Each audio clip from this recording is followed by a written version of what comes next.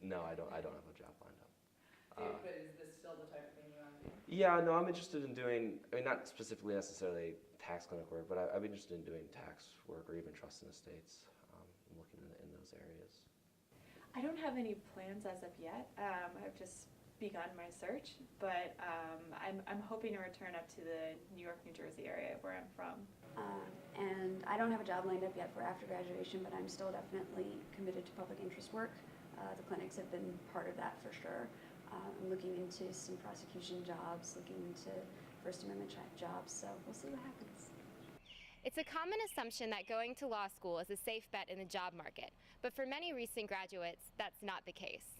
Entry-level hiring is still down, and in some ways it's become a little bit worse in recent years because government's gotten a little bit more tight. Budgets have been slashed, legal aid services budgets have been slashed.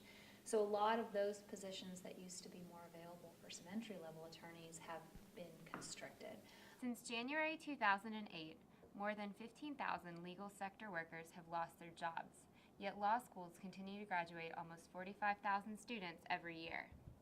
Washington and Lee University law professors hope that the addition of mandatory practical experience to the curriculum will give their graduates a leg up. Prospective students rightfully think that they are paying too much for the prospects that they have on the other end.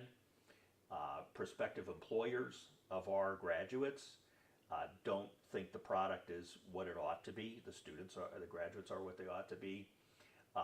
The corporate clients, especially of big law firms, are not happy, and they're so unhappy that, as you may know, in the last few years or so, they've stopped paying law firms for the work of beginners.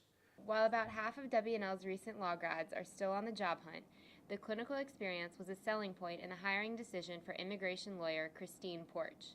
She hired May graduate Jennifer Dean. You know, Jennifer has had a streak, buddy. Jennifer has gone in, so far Jennifer has won a case we weren't involved in, and then in the case we have been involved in, specifically with Jennifer, she went into court in Chesterfield County on a case, which I think is valuable experience, appearing before the General District Court there, asking for the criminal result to be rescinded or vacated, and then, or in that case, the sentence was modified. And then secondarily, you know, successfully arguing that certain laws, that a certain law in Virginia was not in fact a crime of moral turpitude the way it was charged in the charging document.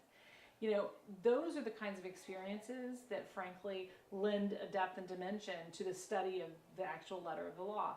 And without those experiences, you know, that law school experience really does diminish vastly.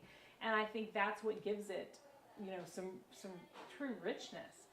The high cost of training new lawyers led to a drop in entry-level hiring. In a client-driven market, those seeking legal services aren't willing to pay those training fees.